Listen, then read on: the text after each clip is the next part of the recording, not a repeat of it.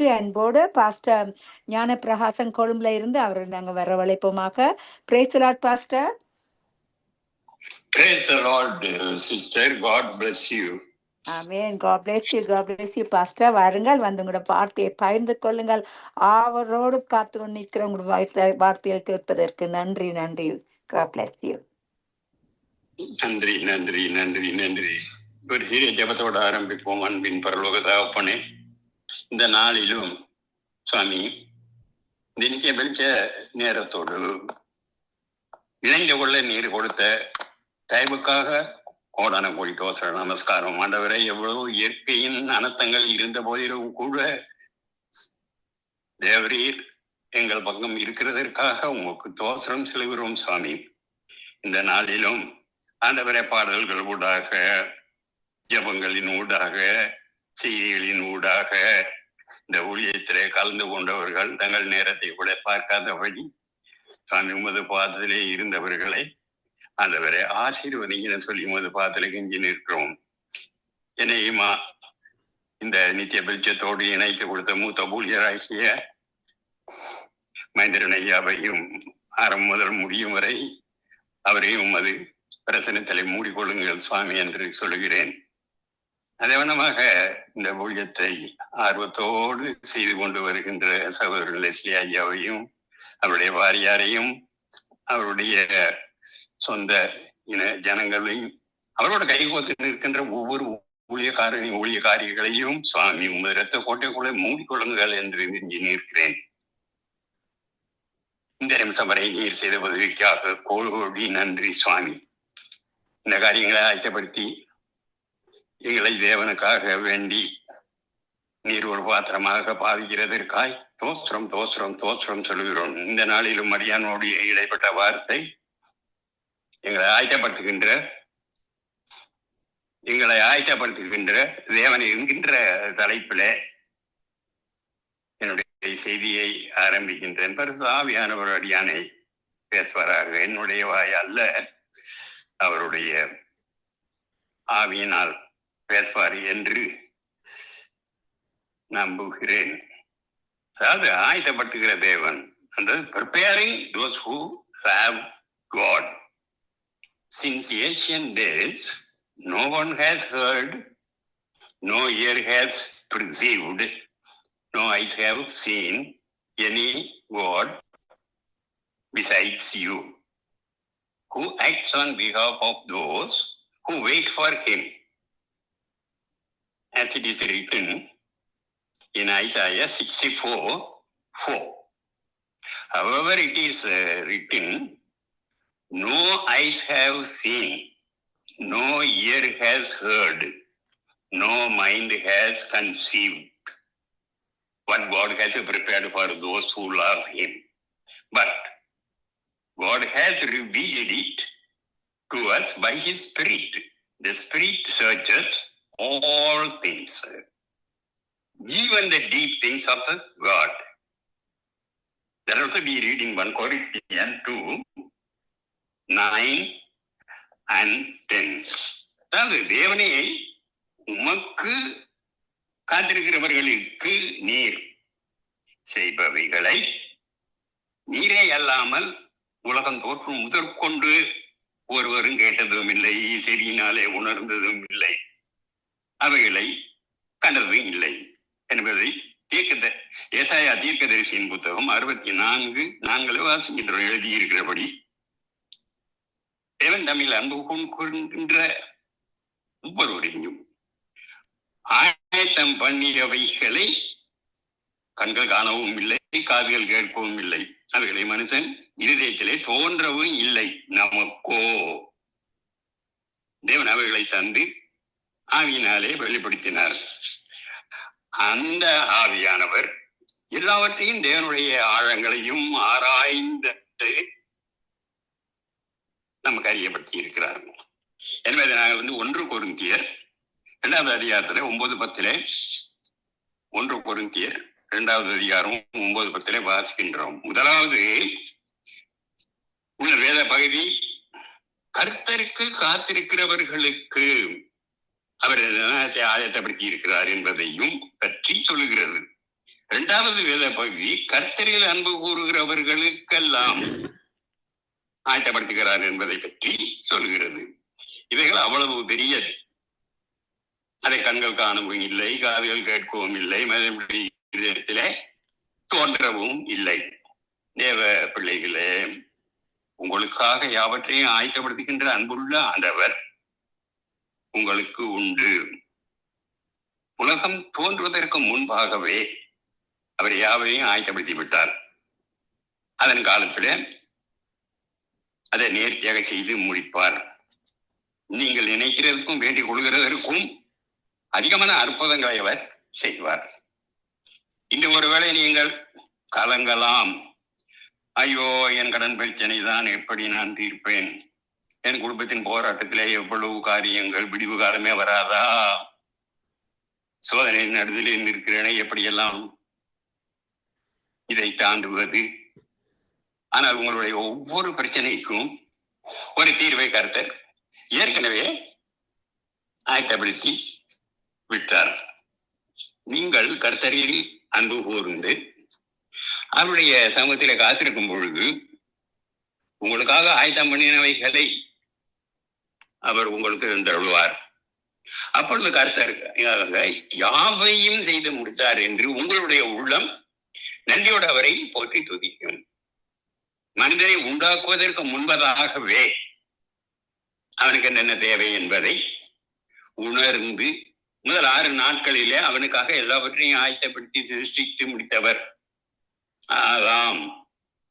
இந்த பூமிக்கு வந்த பொழுது, மகன் உனக்கு சூரியன், சந்திரன், மாலைகள், குன்றுகள், பள்ளத்தாக்குகள், மரங்கள், கனிதரும் பூக்கள், மிருக ஜீவன்கள், நீரில் நீந்துகின்ற மீன்களை எல்லாம் சிருஷ்டித்து ஆயத்தம் பண்ணி இருக்கிறேன் என்று சொன்ன பொழுது அதனுடைய உள்ளம் எவ்வளவு மகிழ்ச்சியாக இருந்திருக்கும். அதுபோல கர்த்தர் ஏவாளை உருவாக்கி ஒரு மணப்பெண்ணின் தகப்பனை போல கரம் பிடித்து அழைத்து கொண்டு வந்த ஆதாமிடம் விட்ட போது ஏவாள் ஆதாமை கண்குளிர பார்த்திருக்க கூடும். எனக்கேற்ற ஒரு நல்ல வாழ்க்கை துணையை ஆயத்தப்படுத்தி கொடுத்தாரே என்று நன்றி சொல்லி இருந்திருக்க கூடும். அந்த கர்த்தர் உங்களுடைய பிள்ளைகளையும் ஏற்ற வாழ்வு துணைகளையும் அமைத்து தருகிறவர். உங்கள் மகன் அல்லது மகள் இந்த பூமியில பிறப்பதற்கு முன்பாகவே அவர்களுக்கு ஒரு வாழ்க்கையையும் துணையையும் ஆயத்தப்படுத்தி விட்டார் என்று நம்பி விசுவாசத்தோடு கர்த்தரை துதியுங்கள். நீங்கள் என்னுடைய சமூகத்தில் காத்திருக்கும் பொழுது பிள்ளைகளின் திருமணத்தை கைவிட வர செய்வார். ஒரு சகோதரனை நான் அறிவேன். அவர் 2 காலும் முடமுமான தன் சகோதரிக்கு ஒரு வாழ்வு கிடைக்காதா, திருமணம் ஆகாதா என கவலைப்பட்டுக் கொண்டிருந்தார். என்ன ஆச்சரியம்! கர்த்தர் ஆயத்தப்பட்டபடியே ஒரு மணமகன் வந்தார். இப்படிப்பட்ட ஒரு பெண்ணை தான் நான் தேடிக்கொண்டு இருந்தேன் என்று அவர் சொன்னார். காரணம், அவருடைய மூத்த சகோதரி ஊனமாக இருந்து மரித்து போய்விட்டாள். அப்பொழுது ஒரு ஊனமான பெண்ணுக்கு வாழ்க்கையை நான் கொடுப்பேன் என்ற அந்த வாலிபன் கர்த்தருக்கு ஒரு தீர்மானம் செய்து கொண்டார். கர்த்தருடைய வழிகள் ஆச்சரியமாக இருக்கிறது. அவர் வனாந்தரத்திலேயும் வழியையும் அவாந்தரமான வழிகளிலே ஆறுகளையும் உண்டாக்குகிறவர் என்பதை மறந்து போகாதீர்கள் என்பதை எசையா தீர்க்கதரிசியின் புத்தகம் 43:19 வாசிக்கிறோம் அல்லவா? உங்கள் பிரச்சனைகளுக்கு எல்லா தீர்வுகளையும் கர்த்தர் ஏற்கனவே ஆயத்தப்படுத்திட்டார். நிச்சயமாகவே உங்களுக்கு ஒரு அற்புதம் செய்வார். ஆகவேதான் தாவீதர் சொல்லுகிறார், கர்த்தர் என் மேல், கர்த்தர் மேலே உங்களுடைய வாரத்தை வைத்து விடுங்கள், அவர் உங்களை ஆசீர்வதிப்பார் என்று சங்கீதம் 55:22 வாசிக்கின்றோம். அவர் உங்களை விசாரிக்கிறவர் ஆனபடியினால் உங்களுக்கு அவைகளை எல்லாம் அவர் மேலே வைத்து விடுங்கள் என்று 1 பேதுரு 5:7 வாசிக்கின்றோம். ஆட்டுக்குட்டியை ஆயத்தப்படுத்துவார். ஒரு நாள் கர்த்தர் அவரை பார்த்து, உன் புத்திரனும் ஏகசோதனுமான நேசகுமாரனாகி ஈசாக்கை நீ இப்பொழுது அழைத்து கொண்டு போய் மொரியா தேசத்துக்கு போய் அங்கே நான் உனக்கு குறிக்கும் மலையில் ஒன்றின் மேலவனை தகன பலியாக பலியிடு என்றார் என்று ஆதியாகமம் 22 வசனத்திலே வாசிக்கின்றோம். மலைகள் உச்சியிலே ஈசாக்கின் கைகளும் கால்களும் கட்டப்பட்டு பிறகின் மேலே கிடத்தவிட பொழுது, ஐயோ என் தகப்பன் என்னையா பலி கொடுக்க போகிறார் என்று ஈசாக்கு பயந்திருப்பான். வெறுமடியாக ஆபிரகாம் கத்தியை ஓங்கிய பொழுது பரலோகம் அலறி சொன்னது, ஆபிரகாமே, பிள்ளை என்றான் மேல் உன் கையை போடாதே, நீ தேவனுக்கு பயந்தவனாய் இருக்கிறீ என்ற இப்போது அறிகிறேன் என்றார். தேவனுடைய சத்தத்தை கணீர் என்று ஒலித்தது. இதுவரையிலே ஆபிரகாம் தான் தேவனுடைய சத்தத்தை கேட்டுக்கொண்டு இருந்தார், பழக்கப்பட்டிருந்தார். இப்பொழுது முதல் முறையாக ஈசாக்கு தேவனுடைய சத்தத்தை கேட்கிறவனாக இருக்கிறான். எத்தனை ஆறுதல்கள்! ஆபிரகாம் கண்களை ஏறெடுத்த பொழுது இதோ முதலிலே கொம்போடு சிக்கிக் கொண்டிருந்த ஒரு ஆட்டுகளா ஒன்று நின்று கொண்டிருந்தது. அதை பார்த்து யெகோவா ஈரே என்று ஆபிரகாம் முழக்கமிட்டார். அந்த ஆட்டை பிடித்து ஆபிரகாம் தன்னுடைய மகனுக்கு ஸ்தானத்தில் பலி கொடுத்தார். அது கர்த்தர் ஆயத்தப்படுத்தின ஆடு. முழு மன குலத்திற்கும் பாவம் அன்பிற்கும் மீட்பை உண்டு பண்ணுகின்ற கர்த்தர் ஆயத்தப்படுத்தின தேவ ஆட்டுக்குட்டி எங்கே? ஏத்து பூமிக்கு வந்த பொழுது கூட அவரை சுட்டி காண்பித்த யோவான் ஸ்நானகன் இதோ உலகத்தின் பாவத்தை சுமந்து இருக்கிற தேவ ஆட்டுக்குட்டி என்று சொல்லுகிறான். யோவான் 1:29 உலகத்தின் பாவத்தை சுமந்து இருக்கிற தேவ ஆட்டுக்குட்டி என்று இயேசு கிறிஸ்துவை வர்ணிக்கின்றான். ஆம், அவர் உலகம் தோற்றுவதற்கு முன்பாகவே ஆயத்தப்படுத்தப்பட்ட அடிக்கப்பட்ட ஆட்டுக்குட்டி என்பதை நாங்கள் வெளிப்படுத்தின விசேஷம் 13:8 இன்றைக்கு அடிக்கப்பட்ட வண்ணமாகவே ஆட்டுக்குட்டியாக இருக்கிறார் என்றும் வெளிப்படுத்தின விசேஷம் 5:6 அவர் அடிக்கப்பட்டு கொண்டு போகப்படுகின்ற ஒரு ஆட்டுக்குட்டியை போலவும் தன்னை மயக்கத்திருக்கிறவனுக்கு முன்பாக சத்தமிடாதிருக்கின்ற ஆட்டை போலவும் அவர் தம்முடைய வாயை திறவாது இருந்தார் என்று இசையா தீர்க்கதரிசி உடைய புத்தகத்திலே 53வது அதிகாரம் 5, 6, 7வது வசனத்திலே வாசிக்கின்றோம். என்னுடைய பிள்ளைகளே, உலகம் தோன்றுவதற்கு முன்பாகவே ஆண்டவர் உங்களுக்காக சிலவற்றை ஆயத்தப்படுத்தி இருக்கிறார். கல்வாரி செல்விலே தன்னுடைய குமாரன் மூலமாக ரட்சிப்பையும் பாவ மன்னிப்பையும் ஆயத்தப்படுத்தி இருக்கிறார். நிச்சயத்திற்கு செல்லும் பொழுது அங்கேயும் கர்த்தர் உங்களுக்காக வாசலங்களையும் கிரீடங்களையும் சிங்காசனங்களையும் ஆயத்தப்படுத்தி இருப்பதை நீங்கள் காண்பீர்கள். இரண்டாவதாக இரட்சணியத்தை ஆயத்தப்படுத்தினார். புறஜாதிகளுக்கு பிரகாசிக்கின்ற ஒளியாகவும் உம்முடைய ஜனமாகிய இஸ்ரவேலோட மகிமைக்காகவும் தேவரை சகல ஜனங்களுக்கும் முன்பாகவும் ஆயத்த பண்ணப்பட்ட உம்முடைய இரட்சணியத்தை என்னுடைய கண்கள் கண்டது என்கின்றார் என்று லூக்கா 2வது அதிகாரத்துல 30, 31, 32வது வசனத்திலே வாசிக்கின்றோம். லூக் 2:30, 31 and 32 ஆயத்தப்படுத்தின இரட்சணியத்தை என் கண்கள் கண்டது என்று சீமோன் மிகுந்த சந்தோஷத்தோடு சொல்வதை பார்க்கிறோமா? அந்த இரட்சணியமாகிய இயேசுவை கர்த்தர் உலகத்திற்கு கேட்பதற்கு முன்பதாகவே ஆயத்தப்படுத்தி விட்டார். ஏதேன் தோட்டத்தில் அவர் வாக்குத்தத்தம் பண்ணின ஸ்திரீயின் வித்துவானவர் பிறப்பார், மேசியா தோன்றுவார், தன் தலையை நசுக்கும் வரை அனுப்புவேன் என்று சொன்னார். தேவன் ஆயத்தம் பண்ணின அந்த இரட்சணியத்தை காண பரிசவான்கள் 4000 ஆண்டுகள் காத்து இருந்தார்கள் என்று உங்களுக்கு சொல்ல தெரியப்படுகின்றேன். இந்தியா தேசம் ஒரு பெரிய ஒரு தேசமா இருக்குன்னு பற்றிக்குவோமே. ஒரு 105 கோடி மக்களுக்கு மேல் அங்கே இருந்தாலும் அவர்கள் இரட்சகருக்கான இயேசுவை அறியவில்லை. ஆனால் கர்த்தரோ அந்த இரட்சணியத்தை காணும்படியாக உங்களுக்கு ஒரு கிருபையை செய்து இருக்கிறது என்று சொல்லலாம். பல வேளைகளிலே சாத்தான் இவனுடைய உள்ளத்திலே சந்தேகத்தையும் கொண்டு வந்திருக்க கூடும்.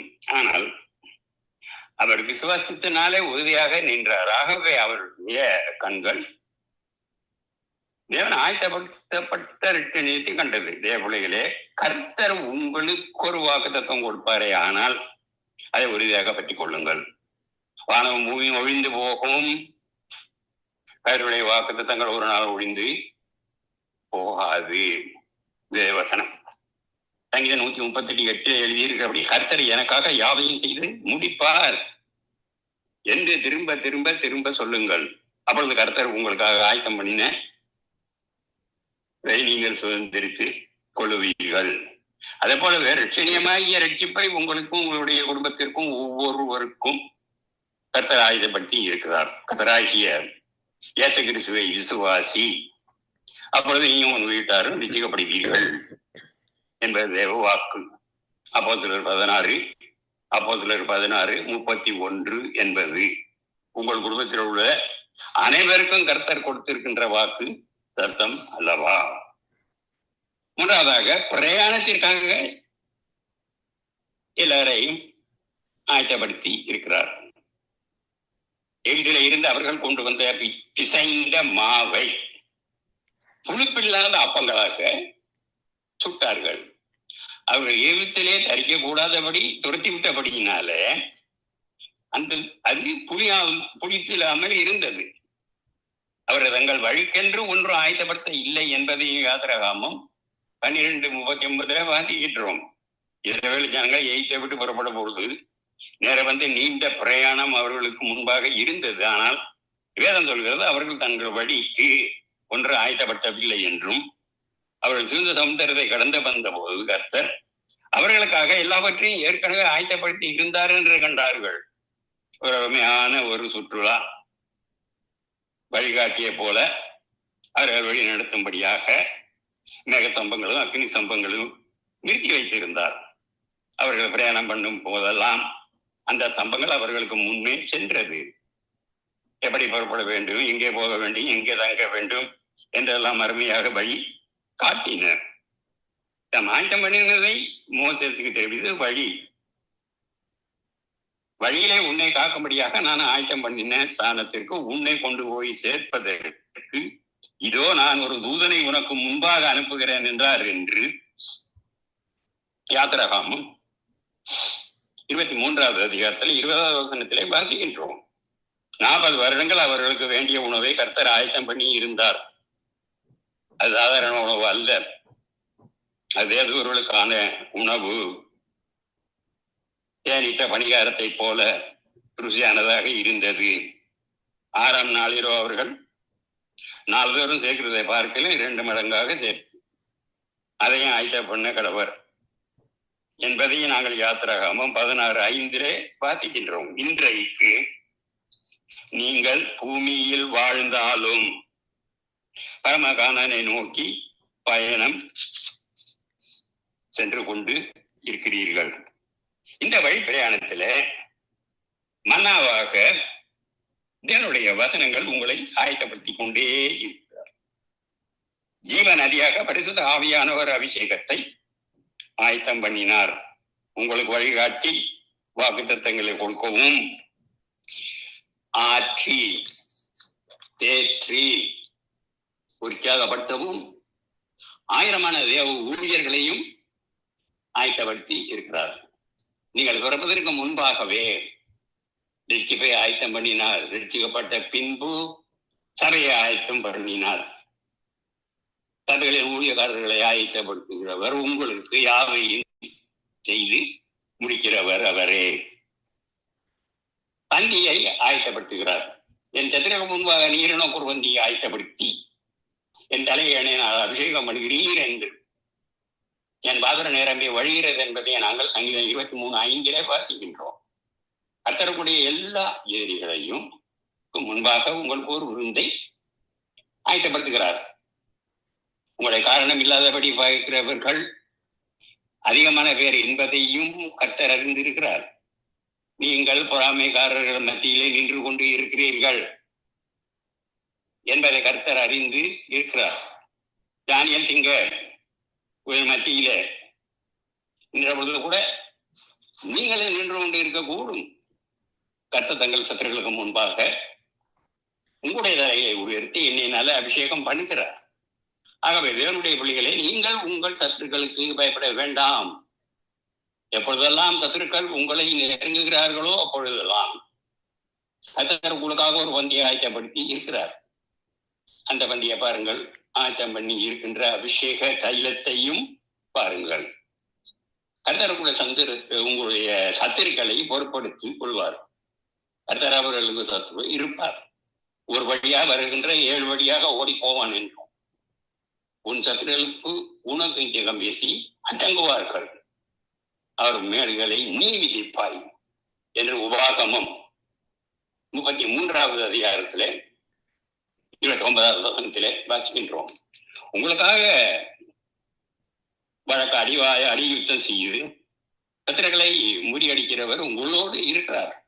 உங்களுக்கு விரோதமாக உருவாக்கப்படுகின்ற எந்த ஆயுதம் வாய்க்காமல் போகும் என்பதை நாங்கள் எசையா தீர்க்கதரிசியின் புத்தகம் 54வது அதிகாரத்திலே 17வது வசனத்திலே வாசிக்கின்றோம்.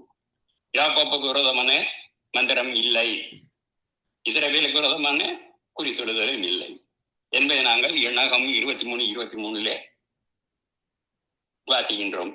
என்னுடைய பிள்ளைகளே, கர்த்தர் உங்களுக்கு பந்தியையும் எண்ணெயும் அபிஷேகம் பற்றியும் ஆயத்தப்படுத்தி விட்டார். இனி நீங்கள் ஒரு பொழுதும் தயவு குனிந்து நடப்பது இல்லை, வெட்கப்பட்டு போவது இல்லை. உங்களுக்கு ஒரு மேன்மை உயர்வை ஆசீர்வாதத்தை கர்த்தர் ஆயத்தப்படுத்தியே விட்டார். 5வதாக தண்டனையின் பிரம்பை ஆயத்தப்படுத்தி இருக்கிறார். அதன் போலும் தெரியும், உங்களுக்கு தெரியும். யோனாவை விழுங்கும்படியாக ஒரு பெரிய மீனை கர்த்தர் ஆயத்தப்படுத்தி இருந்தார். அந்த மீன் வயிற்றிலே யோனா பகல் 3 நாள் இருந்தான் என்று யோனா 1:17 வாசிக்கின்றோம். நன்மைகளை மட்டும் ஆயத்தப்படுத்தி விட்டு நின்று விடுகிறவர் அல்ல அவர். அவரை விட்டு வழி விலகி போகும் பொழுது கூட மறுபடியும் தன்னை இழுத்துக் கொள்ளும்படியாக தண்டனையின் பிரம்பையும் ஆயத்தப்படுத்துகிறார். நீங்கள் தேவனை விட்டு வழி விலகி பின்வாங்கி துன்மார்க்க ஜீவியத்தில போகும் பொழுது எப்படியும் போகட்டும் என்று கர்த்தர் விட்டு விடுகிறவர் அல்ல. அன்பின் சிச்சையாக்கிய சவுக்கை அவர் ஆயத்தம் பண்ணி வைத்திருக்கிறார். இஸ்ரவேல் ஜனங்கள் தேவனை விட்டு ஆலயத்தையும் பாரம்பரியங்களையும் சடங்காச்சாரியங்களையும் உக்கிரமாக்கிய பொழுது அவர்களுக்கு பாடம் புகட்ட நேசரை ஆயத்தப்படுத்தினார். நேசர் என் கையிலே உன்கோல் என்று கர்த்தர் சொல்கிறார். தேவ ஜனங்கள் தவறு செய்யும் பொழுது அடி கொடுப்பதற்கென்று ஒரு ஆளை அவர் ஆயத்தப்படுத்துகிறார் கர்த்தர்.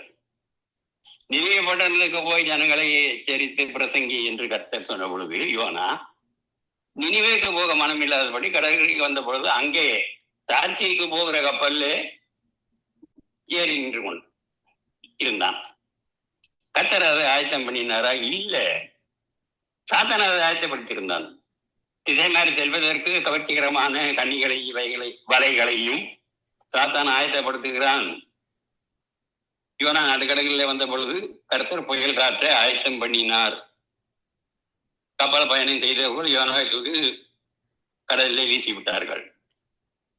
யோனாவை விழுங்கும்படியா ஒரு மீனை கர்த்தர் ஆயத்தப்படுத்துகிறார்.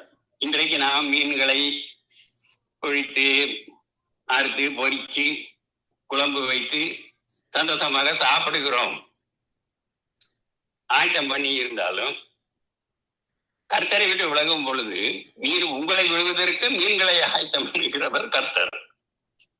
அந்த மீன் யோனாவை ஜீரத்தை விடாதபடி 3ஆம் நாளிலே வயிற்றிலே தங்க வைத்து அவனை ஏன் 3 நாட்கள் கர்த்தர் யோனா மனம் திரும்ப செய்வதற்கும் கண்ணீரோடு அழுது ஜெயிப்பதற்கும் ஆதி அன்பருக்கு திரும்பி வருவதற்கும் ஒரு நேரத்தை கொடுத்தார். ஆனால் அந்த 3 நாட்களும் யோனா பட்ட பாடு சொல்ல முடியாத காரியம். முடிவிலே யோனா நினைவே வந்து பிரசங்கிக்க பொழுது ஜனங்கள் எல்லோரும் திரும்பி விட்டார்கள். ஆகவே கர்த்தர் நினைவேயை அழிக்க இல்லை. யோனா தன்னுடைய தீர்க்க தரிசன வார்த்தையை நிறைவேற்றவில்லை என்று அவனுக்கு கோபமும் எரிச்சலும் அவன் அடைந்தான். அந்த சூழ்நிலையில் கர்த்தர் யோனாவுக்கு ஆமனுக்கு ஒரு செடியை ஆயத்தப்படுத்தினார். யோனாவுடைய தலையில் நிழல் உண்டாகும்படியாகவும் அவனை அவனுடைய மனமடிவுக்கு நீக்கலாக தேவனாகி கர்த்தர் ஒரு ஆமணக்கு செடியை கட்டளையிட்டு அதை அவன் மேலே ஓங்கி வளர பண்ணினார். அந்த ஆமணத்தின் மேல் யோனா மிகவும் சந்தோஷப்பட்டான் என்பதையும் நாங்கள் யோனா 4:6 வாசிக்கின்றோம். அந்த நிலைமையில் யோனா கர்த்தரை தேட இல்லை, நன்றி சொல்ல இல்லை. ஆமணக்கு செடியின் களி கூர்ந்து கொண்டார். அனைவருடைய பிரச்சனைகள் ஆண்டவர் நீக்கி சில ஆசீர்வாதங்களை கட்டளையிடும் பொழுது அவர்கள் தேவனை மறந்து விடுகிறார்கள்.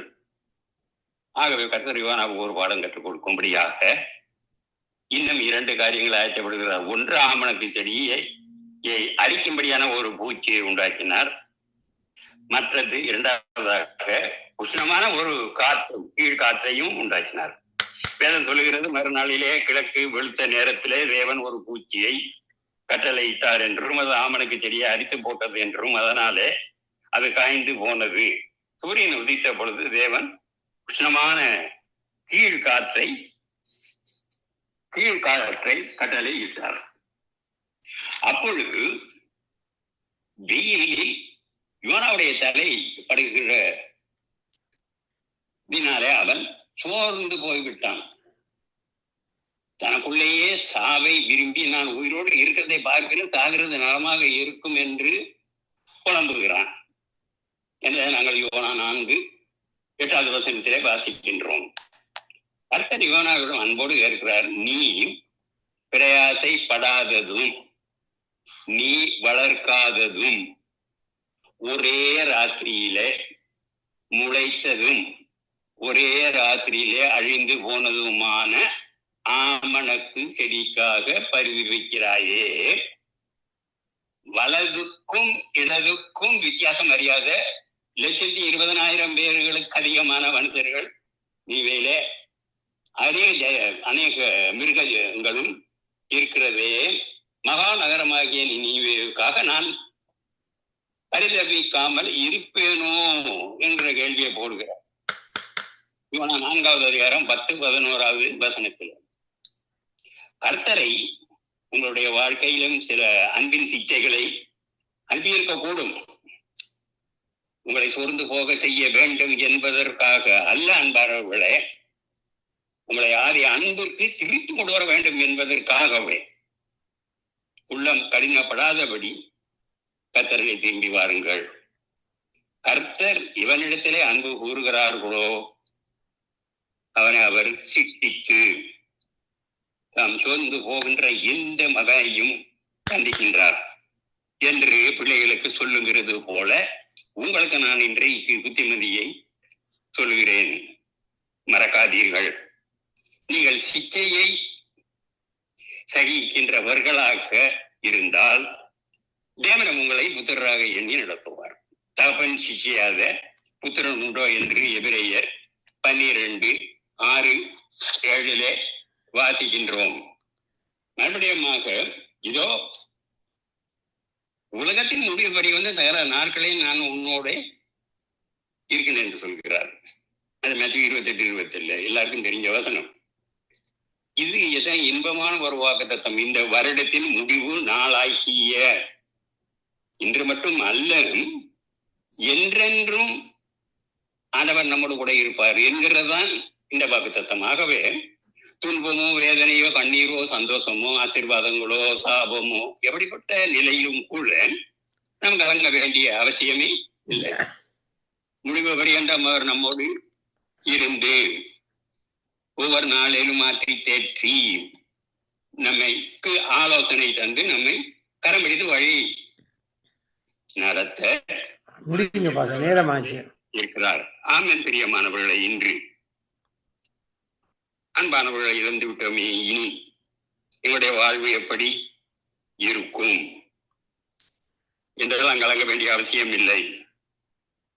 அவருக்கு உங்களுடைய வாழ்வை அர்ப்பணித்து விடுங்கள். அவர் உங்களுக்கு கவலையை எல்லாம் பொறுப்படுத்தி அதை மாற்றி போடுவார். உங்களை வாழ வைப்பார். உங்களோடு துணை நின்று கடைசி வரை அந்த உங்களை உயர்த்துவார் என்று சொல்லுகிறேன். ஒரு சிறிய ஜெபத்தோடு முடிப்போம், ஜெபம் செய்வோம். அன்பின் இரட்சகரே, உண்மை அறிந்தவர்களுக்கு இழப்பு என்பது இல்லவே இல்லை. அந்த மத்தியிலும் கூட நீர் சந்தோஷத்தையும் ஆறுதல்களையும் நிறைவான ஆசீர்வாதங்களையும் அருளச் செய்து தேவனாய் இருக்கிறீர் என்பதை நாங்கள் இன்று அறிந்து கொண்டோம் சுவாமி. இன்று முதல் உம்மோடு இணைந்து வாழ்ந்து முடிவு பரியந்தம் உம்முடைய ஆசீர்வாதத்தை பெற்றுக்கொள்ள எங்களுக்கு அருள் வாரும் சுவாமி. நீர் அப்படி செய்கிறபடியினாலே உமக்கு கோடான கோடி தோத்திரம். இயேசுவின் நாமத்தினாலே